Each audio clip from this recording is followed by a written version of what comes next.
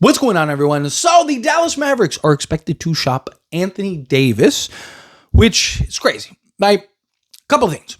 One, if you're Dallas, do you just wait and see? Like, there's already talks about, like, did Dallas jump the gun firing Nico, which I think you could argue it. I think Dallas, he's the scapegoat, right? He was the scapegoat. You knew it was coming. You knew it was going to happen, right? Nico didn't decide this by himself. The ownership did all of that, right? Nico's just the guy, the fall guy. But also, you never got to see it materialize, right? Like, even this offseason, it was like, dude, this team could be like, there was all the talk, like, after the trade was done, and then even, you know, and a lot of it might have just been coping and trying to justify and try to, you know, kind of gaslight a little bit. But what I'm saying is, like, at least wait, you know, like, give it this year and see if, like, Kyrie and Anthony Davis, they come back, they're healthy, let them be patient, kind of come back and see if they go make that push, right? All of a sudden they come back and, you know, yeah, maybe you're out of the play, but you go and you move into, like, the 6th seed, you stumble into the 6th seed, and all of a sudden they go on some crazy playoff run, and it's like, wow, okay, this really did work,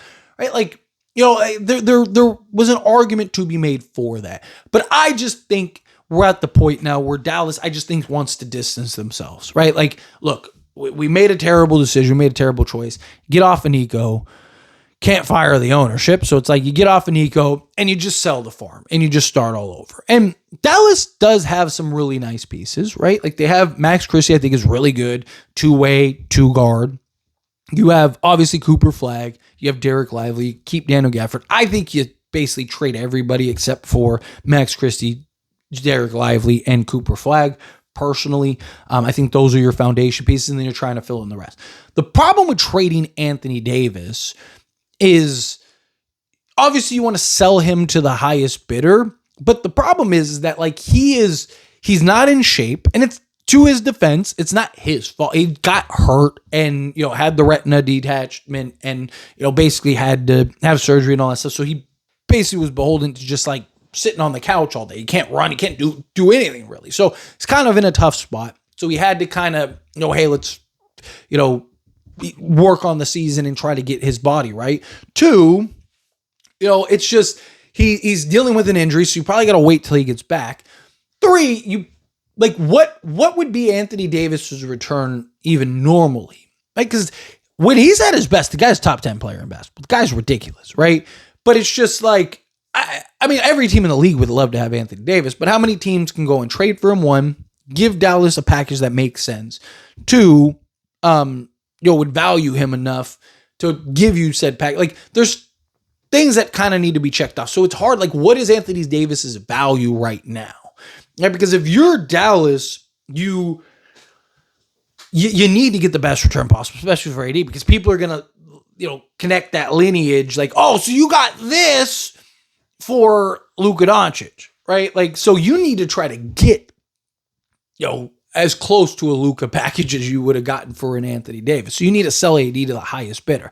There are some teams that I think would probably pay a pretty penny for them. Like, there's teams that are going to have to consolidate at some point, have to make some decisions, make some moves, do some things, right? Like, so, you know, it is something to kind of keep an eye on, right? But if you're Dallas, what direction do you go with an Anthony Davis trade, right? Because Dallas doesn't, after this, they don't, if I'm not mistaken, they don't control any of their picks, right? Like, all their picks are either swaps or just outright. Like, I think one outright goes to Houston. I think one outright goes to the Spurs. And then they have, like, pick swaps. Like, one, I think, is a pick swap with OKC. Like, it's just, there's all kinds of, like, you know, so they can't, my point is, they can't bottom out over the next few years, right? So do they go kind of like the unproven route? Like, do you look to, I was gonna say, like, a team like Cleveland, maybe get like a Darius Garland package,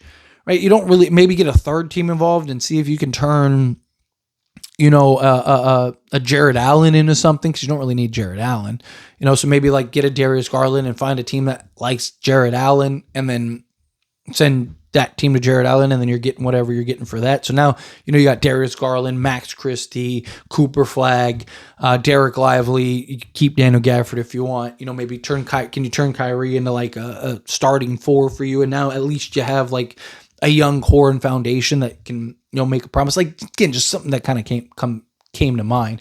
You could take take a flyer on, a team like, would he be willing to go to like a Detroit, maybe take a flyer on like a Jaden Ivey, right? Like a package around him, just because I'm trying to think like, you don't want to go like the veteran route. You want to go kind of the young, youthful route to get pieces and foundation pieces that can, help now in the future. So you want, like, ideally you want to get a trade or a package that can help you win now, right? Not championships, but keep you competitive now, while also being able to, have the upside growth and potential of the future.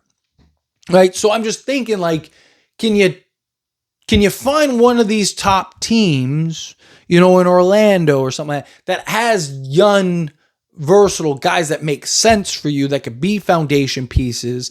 So you're kind of getting your draft picks in the young players that are already proven that can help you now. And it's like, hey, you have these 3 young guys, like a Warriors team.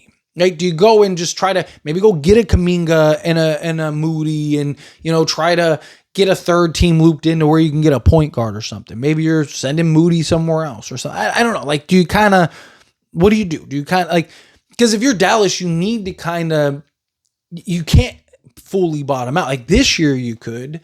So maybe do you bottom out this year? But if that's the case, you might as well just sit AD all year and then look to trade him next year. But it's just, it's a tough spot for Dallas to be in because they don't control their future. So you want to be as competitive as possible. Anthony Davis probably doesn't have the value that he would have had, even a couple years ago.